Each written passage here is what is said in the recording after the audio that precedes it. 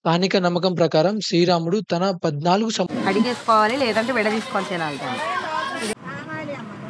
నూనె చెట్ల పమ్మేలు తయారుదా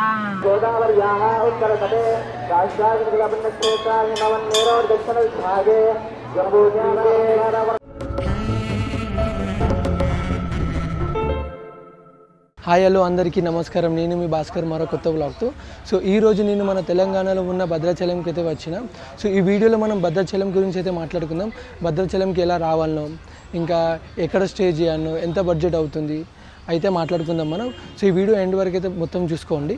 ఇప్పుడు నా వెనక ఉన్న ఆలయం అయితే శ్రీ సీతారామచంద్ర స్వామి వారి ఆలయం అయితే ఉంది. సో మనం లోపలికి వెళ్ళి అయితే చూసుకుందాం. లోపల కెమెరాస్ అలౌడ్ ఉన్నాయో మనకు తెలియదు. ఒకవేళ నాకు టెంపుల్లో వీడియో తీయనీయకపోతే నేను బయట నుంచి అయితే మీకు చూపిస్తాను. సో ఇప్పుడు నేను మీకు చెప్పినా కదా, సో మనం ఇక్కడికి ఎలా రావాలో. సో నైట్ మనకి హైదరాబాద్ నుండి అయితే ఒక ట్రైన్ ఉంటుంది. సో ఆ ట్రైన్ అనేది మీకు నేను డిస్ప్లేలో ఇస్తాను. ఇంకా మనము బై రోడ్ కూడా రావచ్చు, బస్సెస్ కూడా ఉంటాయి. మనం బస్సెస్ కూడా బుక్ చేసుకోవచ్చు. బస్సెస్ టైమింగ్స్ అయితే చేంజ్ అవుతూ ఉంటాయి. సో అలాగే మనము ఇక్కడ వచ్చిన తర్వాత మన రైల్వే స్టేషన్, ఒకవేళ రైల్వేలో వచ్చిన వారైతే రైల్వే స్టేషన్ మన భద్రాచలంకి అయితే ఒక 50 కిలోమీటర్స్ అయితే ఉంటుంది. సో మనం బస్సు తీసుకుని అయినా రావచ్చు, లేదంటే మనము ఆటో తీసుకుని అయినా రావచ్చు.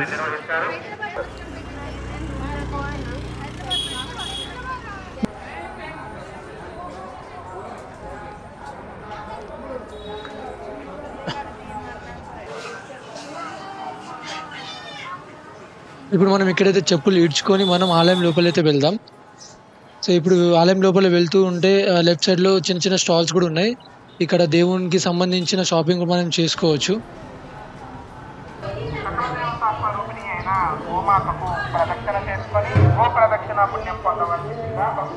ఇక్కడ చూస్తున్నారు, ఇక్కడ మొబైల్ సెల్లర్ అయితే ఉంది.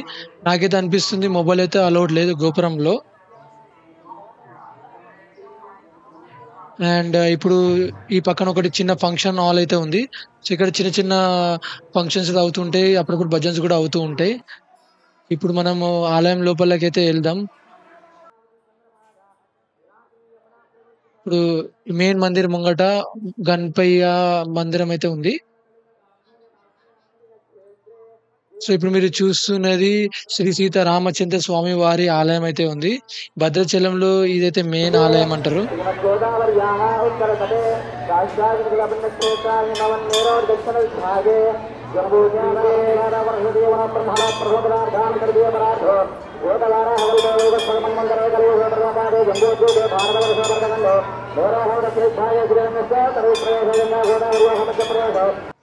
ఇప్పుడు ఆ లేన్ చూస్తున్నారు కదా, అక్కడ నుండి అయితే బయటకు వస్తాం మనం దర్శనం చేసుకొని.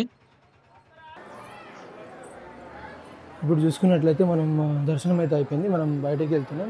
సో ఇక్కడ మనం చూసుకోవచ్చు, ఇక్కడ మనకి లడ్డూలు పులిహోర అయితే మనం ఇక్కడ తీసుకోవచ్చు. లైన్ అయితే బాగుంది, లైన్ అయితే పడతాం మనం. ఇక్కడైతే రేట్స్ అయితే డిస్ప్లే చేసిండ్రు. కళ్యాణం లడ్డు 100 రూపాయలు, పులిహోర 25 రూపాయలు అని రాసిండ్రు ఇక్కడ. దర్శనం అయితే అయిపోయింది, ఇప్పుడు కిందికి వెళ్తున్నాను. సో మీరు ఇక్కడ చూస్తున్నారు కదా, ఎప్పుడైతే మనం భద్రాచలంకి సీజన్లో వచ్చినట్లయితే ఇక్కడ నుండి అయితే క్యూ లైన్స్ స్టార్ట్ అవుతుంటాయి. ఇక్కడ నుండి పైకి వెళ్ళాలి మనం. ఈ విగ్రహం చూస్తున్నారు కదా, ఈ విగ్రహం గురించి ఇక్కడ ఉన్న వాళ్ళకి అడిగితే ఏమన్నారంటే, మన భద్రాచలంలో టెంపుల్ ఎవరు కట్టించిందంటే భక్త రామదాస్ కట్టించిందంట. సో ఇది భక్త రామదాస్ది ఇక్కడ స్టాచ్యూ పెట్టిండు. ఇప్పుడైతే నా దర్శనం అయితే అయిపోయింది. సో ఇప్పుడైతే నేను వేరే ప్లేస్కి అయితే వెళ్ళబోతున్నా. సో ఆ ప్లేస్ చాలా బాగుంటున్నదని ఇక్కడ చెప్తున్నారు. సో ఇక్కడ ఏమేమి చూడొచ్చు అని అడిగితే ఆ ప్లేస్ గురించి అయితే చెప్పిళ్ళు. సో ఆ ప్లేస్కి అయితే వెళ్తున్నాను. ఇంకొకటి ఏంటిదంటే, నేను భద్రాచలం నుండి పాపికొండలకి వెళ్దామని ప్లాన్ చేసుకున్నా. సో రీసెంట్లీ ఫ్లడ్స్ వచ్చినాయి కదా మన ఆంధ్రప్రదేశ్లో. సో దానివల్ల ఇక్కడ బోటింగ్స్ అయితే ఇప్పుడు అలో చేయట్లేదని చెప్తున్నారు. సో నా ముందర చూస్తున్నారు కదా, ఇలాంటివి ఇక్కడ ఉంటాయి. మనకి పాపికొండలకి బుకింగ్ చేసుకోవాలంటే ఇక్కడ నుంచి చేసుకోవచ్చు, లేదంటే మనము డైరెక్ట్ బోటింగ్ పాయింట్కి వెళ్ళైనా అక్కడ నుంచైనా తీసుకోవచ్చు. సో ఇక్కడ చూస్తున్నారు కదా, ఇక్కడ ఒకటి బోర్డు చూసిన, అడల్ట్స్కి 975 అంట, చిల్డ్రన్స్కి 760 అంట. సో ఇప్పుడు మనము భద్రాచలంకి వచ్చిన తర్వాత మనం ఎక్కడ ఉండాలి, ఎక్కడ స్టే చేయాలి, ఎంత రూమ్స్ ఉంటాయి, రూమ్స్ కాస్ట్లీ ఉన్నాయా, అవన్నీ మనం చూసుకుందాం. ఇప్పుడు నా ముందట బిల్డింగ్ చూస్తున్నారు కదా, ఈ బిల్డింగ్లోనైతే ఇప్పుడు నేను ప్రస్తుతం స్టే చేస్తున్నా. ఈ బిల్డింగ్ అయితే మన పద్మశాలి సంబంధించిన వాళ్ళ కోసం అయితే ఇందులో మనకి స్టే చేయడానికైతే ఇస్తారు. ఇప్పుడైతే మనం హోటల్కి వెళ్ళి అయితే చూస్తాం. హోటల్ ఎంట్రీ కొట్టినాక లెఫ్ట్ సైడ్ అయితే రిసెప్షన్ అయితే ఉంటుంది. రూమ్స్ గురించి మాట్లాడుకున్నట్టయితే ఇక్కడ రూమ్స్ 1000 నుంచి 2500 వరకు అయితే అవైలబుల్ ఉన్నాయి. సో నేనైతే డబల్ బెడ్రూమ్ తీసుకున్నా, నాకు 2500 పడింది. సో ఇందులో ఫుడ్ ఇంక్లూడ్ అయితే ఉంది, లంచ్ డిన్నర్ అయితే ఫుడ్ ఇంక్లూడ్ ఉంది. సో ఇది హోటల్. సో హోటల్ మధ్యలో మనం చూసుకున్నట్లయితే చాలా స్పేస్ అయితే ఉంది. ఇప్పుడైతే మనము రూమ్ అయితే చూసుకుందాం. రూమ్స్ అయితే ఇట్లున్నాయి, చూడడానికి అయితే బాగానే ఉన్నాయి. చైర్స్ ఉన్నాయి. ఇది వాష్రూమ్ కూడా క్లీన్ అండ్ నీట్ ఉంది. యాక్చువల్గా మేము తీసుకునేది డబల్ బెడ్రూమ్ అన్నమాట. సో ఇందులో ఏసీ ఉంది, టీవీ ఉంది. ఇది ఇంకొక బెడ్రూమ్. సో ఇందులో కూడా ఒక వాష్రూమ్ ఉందన్నమాట.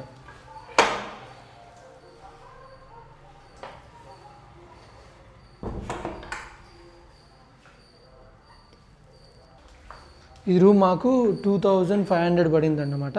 So with including food, breakfast అయితే ఉండదు, లంచ్ అండ్ డిన్నర్ అంతే ఉంటుంది. ఇప్పుడు ఫుడ్ తీసుకున్నామంటే పప్పు, అన్నం, వంకాయ. ఇది ఈరోజు లంచ్. ఇక్కడ చూస్తున్నారు కదా, ఎల్లో కలర్ టీషర్ట్లో వేసుకొని నిల్చున్నాడు. సో అతను ఇక్కడ భద్రాచలంలో ఎంట్రీ చేస్తారు కదా ఎవరైనా వెహికల్తో, సో వాళ్ళ దగ్గర అయితే 100 రూపీస్ ఛార్జ్ చేస్తున్నారు. ఎందుకని అని అడిగితే అతను అంటున్నాడు, లోపల మనం భద్రాచలంలో తిరగాలంటే ఈ టికెట్ మాత్రం ఖచ్చితంగా తీసుకోవాలని. ఇప్పుడు నేను ఒక ప్లేస్కి వెళ్తున్నా అన్నా కదా, వెళ్ళే దారిలో మంచి మంచి చెట్లు అయితే కనిపించినాయి. ఇప్పుడు మీరు ఇది చూస్తున్నారు కదా, అంత ప్లాస్టిక్ లాగా కనిపిస్తుంది కదా, ఇది ఏంటిదో తెలుసుకోవాలని నేనైతే ఒక ప్లేస్ కాడ ఆగి ఒకళ్ళకి అడిగిన. వాళ్ళు ఏమన్నారంటే పామ్ ఆయిల్ జనరేట్ ఇక్కడ అవుతుందని. ఇంకా చెట్లు ఏం పెట్టారు ప్లాస్టిక్? అవేం చెట్లు ప్లాస్టిక్ కప్పారు? పొలం అక్కడ అది అందులో ఏం చెట్లు పెరుగుతాయి? అందులో ఏం చెట్లు? నూనె చెట్ల పమ్మాయిలు నూనె తయారుదా? సరే. ఇప్పుడైతే నేను పర్ణశాలకి అయితే చేరుకున్నాను. సో ఇక్కడ ఏమేమి ఉంటుందో ఒక్కొక్కటైతే మనం చూసుకుందాం. కడిగేసుకోవాలి, లేదంటే విడ తీసుకొని తినాలి. కడిగినాక నీళ్ళల్లో వేసుకొని ఇట్లా దాడించుకొని తినొచ్చు దీన్ని. ఇట్లా చక్కగా. సో ఇక్కడ చూసుకున్నట్లయితే ఇది గోదావరి రివర్ అంట, మన పర్ణాస ఆలయం పక్కన అయితే ఉంది. సో నీళ్ళు అయితే ఎక్కువ లేనేలేవు ఇక్కడ. కొందరు ఇక్కడ బోటింగ్ కూడా చేస్తున్నారు. ఇక్కడ నీళ్ళు చూసుకున్నట్లయితే నీళ్ళు అయితే బాగా లోపలికి అయితే వెళ్ళిపోయినాయి. హ్యాపీగా నా దర్శనం అయితే అయిపోయింది. సో లోపల ఫొటోస్ వీడియోస్ తీయడానికి అయితే అలో చేయలేదు. లోపలే వీళ్ళు టెండర్ అయితే పెట్టుకున్నారు, ఎందుకంటే బయట వాళ్ళకి వీడియోస్ ఫొటోస్ తీయడానికి అలో చేయరు అంట. సో టెండర్ పెట్టుకున్న వాళ్ళే మనకి ఫొటోస్ తీసి మనకి ఇస్తారన్నమాట. సో నేను ఒక ఫోటో దిగిన, అది పెడతాను చూడండి. మీరు ఈ ఫోటో చూస్తున్నారు కదా, ఇది ఏంటిదో మనం స్టోరీ అయితే తెలుసుకుందాం ఇప్పుడు. స్థానిక నమ్మకం ప్రకారం శ్రీరాముడు తన 14 సంవత్సరాలు వనవాసంలో కొంత భాగాన్ని ప్రదర్శనలో గడిపాడంట. సీత ఇక్కడ ప్రాణవాలు స్నానం చేసిన రాతగుట్టపై తన బట్టలు ఆరబెట్టేది అని ఇక్కడ ఆమె ముద్రలు కనిపిస్తున్నాయని చెప్తారు. రాక్షస రాజు రావణుడు తన పుష్పకాన్ని సమీపంలో కొండపై నిలిపిస్తున్నానని ఆపరించినట్లు నమ్ముతున్నారు ఇక్కడ. అతను ఆమెని లంకకు తీసుకువెళ్ళడానికి మట్టిని తీసేసిన మట్టి గుంటను వదిలేసినట్టు చెప్తున్నారు. సీతను మోసం చేసడానికి బంగారు జింకగా మారించుడిన రాముడు చంపిన ప్రదేశంగా మరొక పురాణ పర్ణశాలని గుర్తిస్తున్నారు. వీడియో చూసారు కదా, మీకు వీడియో నచ్చినట్లయితే ఒక లైక్, షేర్, సబ్స్క్రైబ్ అయితే చేసుకోండి. మళ్ళీ కలుస్తా వేరే బ్లాగ్లో. అంతవరకు ఉంటా. టాటా, బాయ్.